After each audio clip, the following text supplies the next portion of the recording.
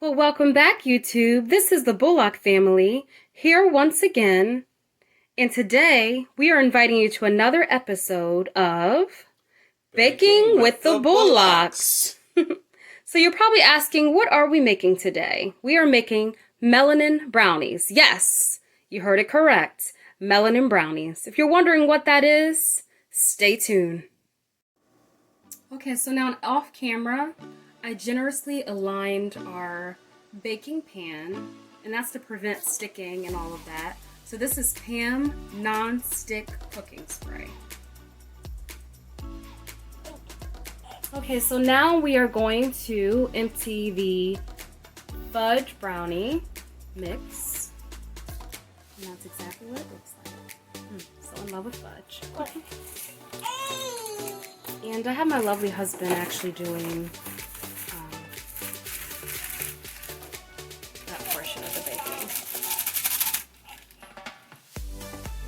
Okay, now we are going to grab the oil, and it can be anything, vegetable oil, whatever your oil of choice is. It's going to be a half a cup for this particular ingredient here. And now we're going to grab one of the eggs for this particular portion.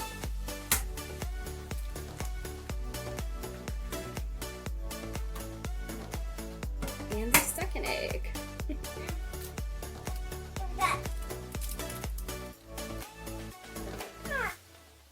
Alright, and then for this particular portion of the video, we're going to need 3 tablespoons of water. 1,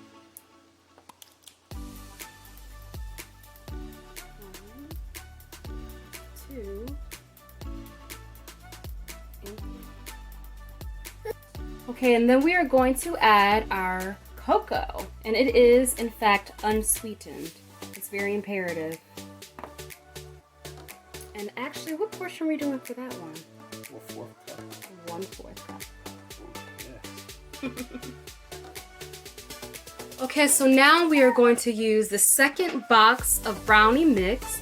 This is the Supreme Triple Chunk Brownie Mix. Alright. And we're just going to place it all in that bowl that we were using earlier with the other mix. Alright, so next we have a 1/3 cup oil.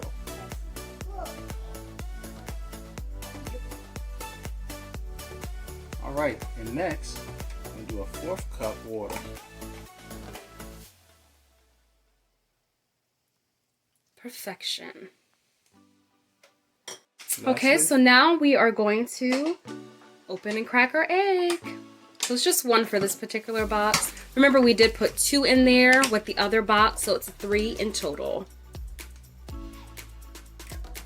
Okay, so now you can use your own discretion, but we are going to use the dark brown sugar. We're only going to use about 4 tablespoons of that, and the reason being is because the brownie mix also has sugar in it as well, so you want to make sure that you're careful with your sugar intake, that is.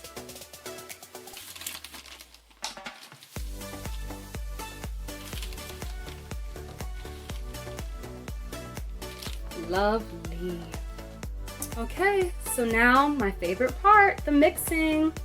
My lovely husband is going to do that. Look at all of that strength. Wow.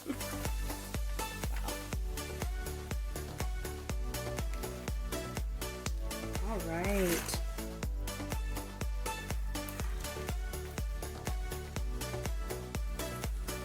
Look at that.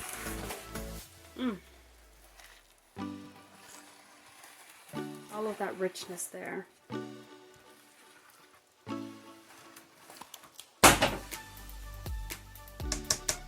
Alright, he is working that brownie mix. Now, some people do have mixers. It depends on what you want to do. Thank God for the manpower, though. Oh! Look at that. Look at that texture.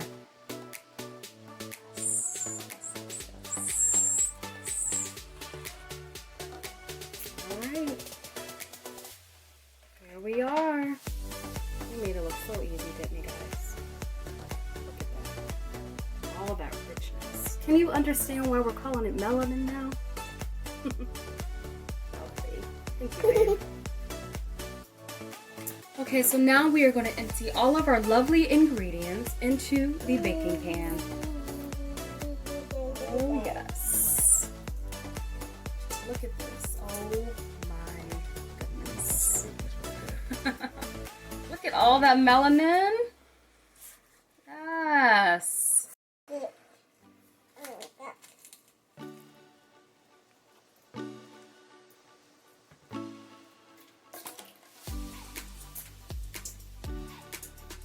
Now, I don't know if you noticed it, but with our triple chunk brownie mix, it already had some milk chocolate chips.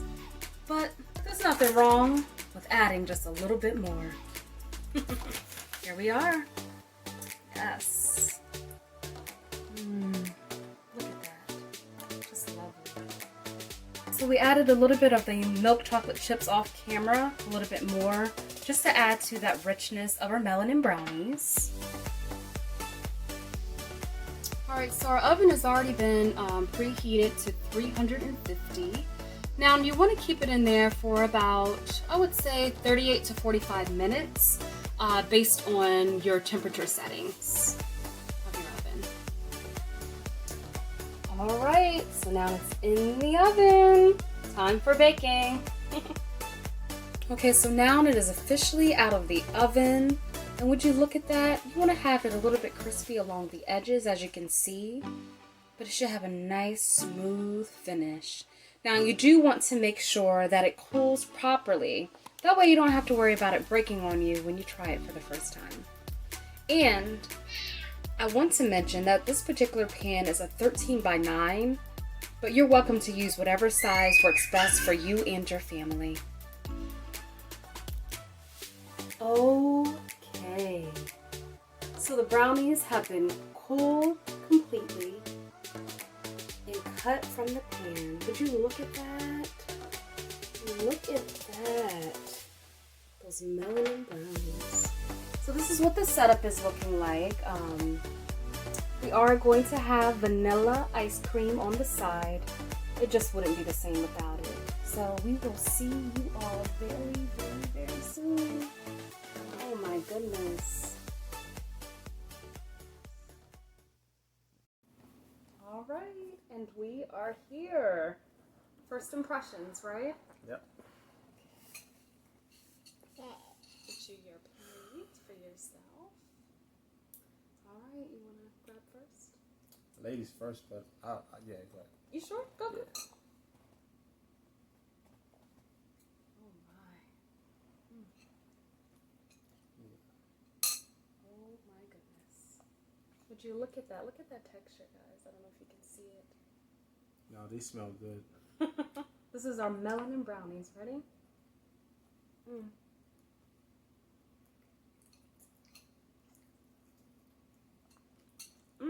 Yeah. That's you did your thing, yeah. You ever need brownies? Holler at my wife. Hey, my husband. I just mixed what you said.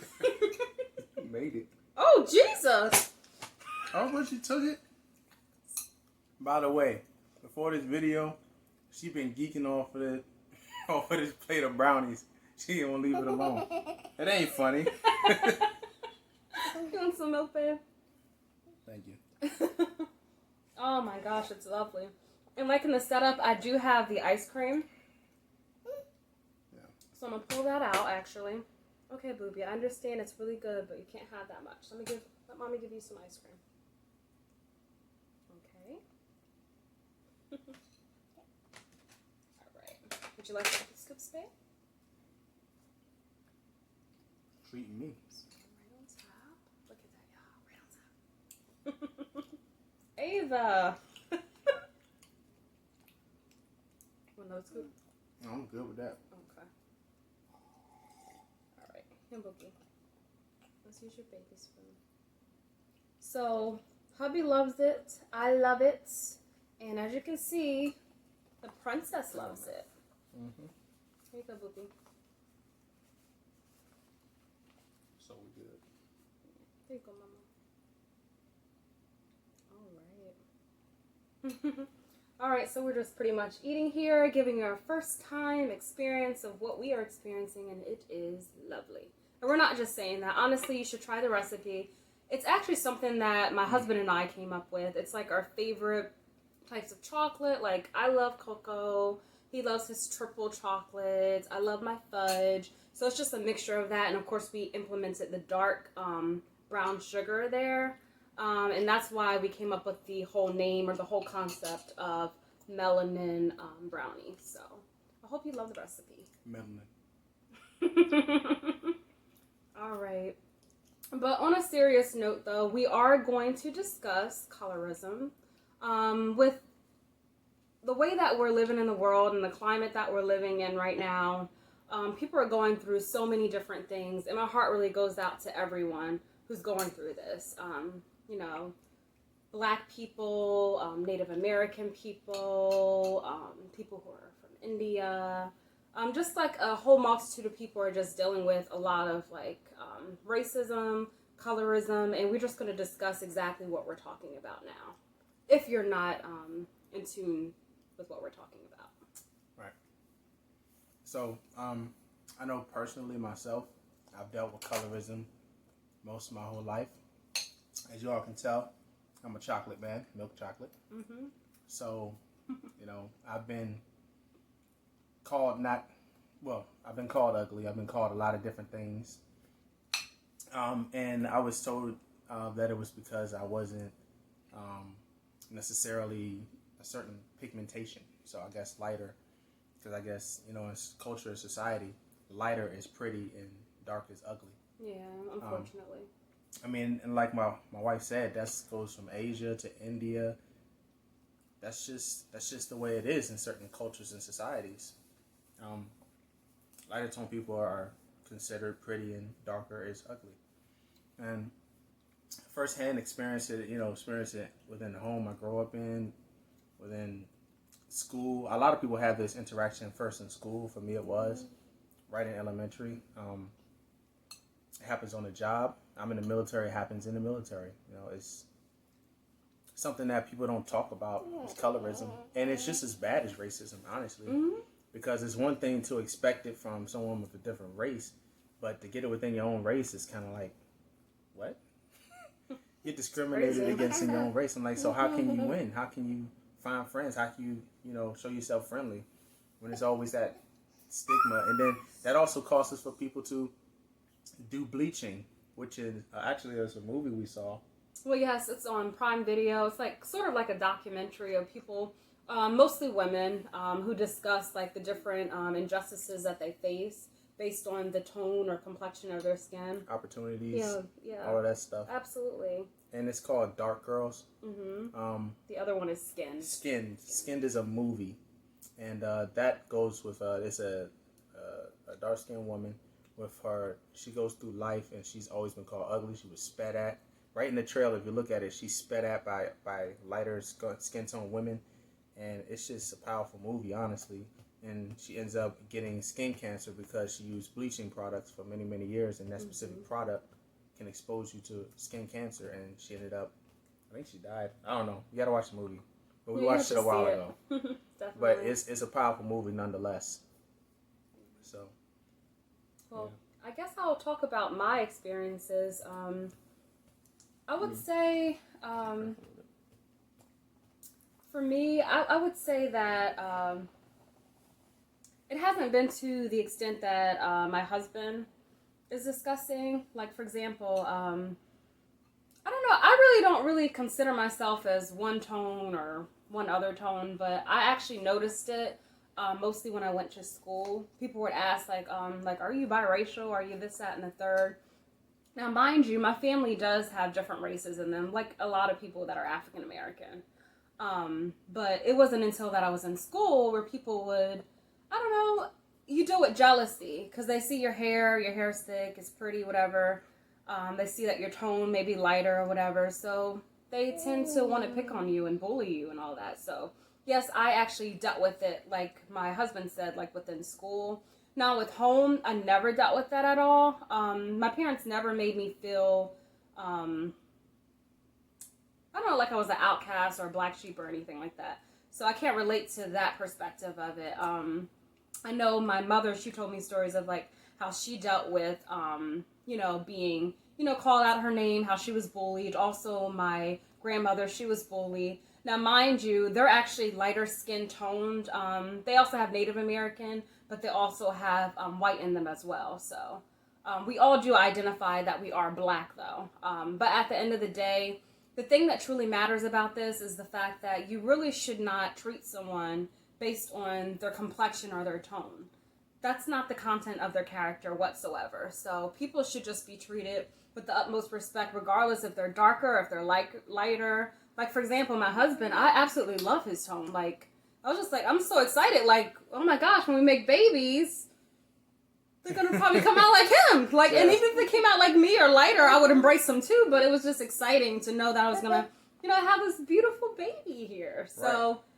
I would say too, I didn't know Ava was gonna come out like my complexion because when you look at my side, my family, I'm the darkest one in my family. Like my brothers, my parents are all lighter than me, and then you have Desiree, her family's light, and then her father is a darker skin tone individual. So, but like her and her siblings came out light, and then I'm the only one that's dark in my family. So, go figure.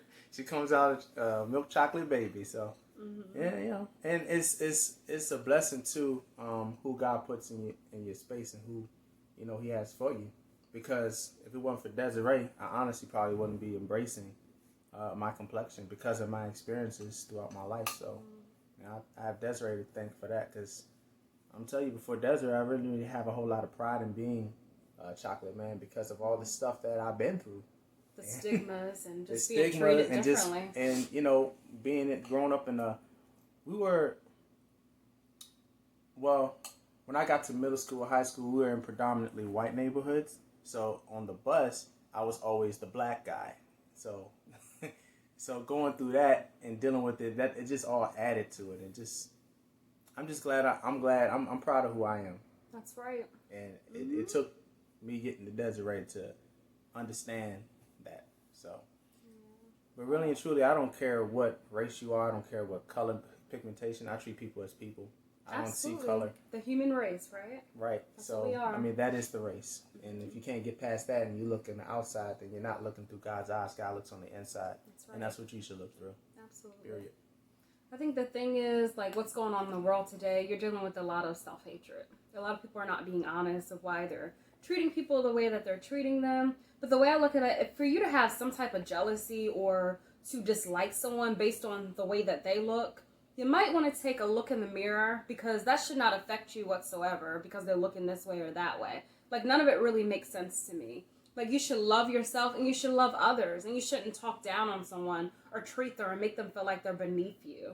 So at the end of the day, I just encourage all of you just to love on someone today, whether they're white, black, Native American, Asian, Puerto Rican, whatever they are, just love them regardless.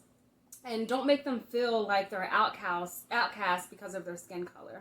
Like, that's just the wrong thing to begin with. So we kind of just wanted to come on here and just expose like colorism within different races, not just the black race, like we said, Asians and just other races that go through the same thing. Put that down. She's loving those brownies. Yeah, but don't lift that. But at the end of the day, though, we just want you to love on someone today, embrace someone. I know the country is going through so much right now. African Americans, black people are going through so much right now.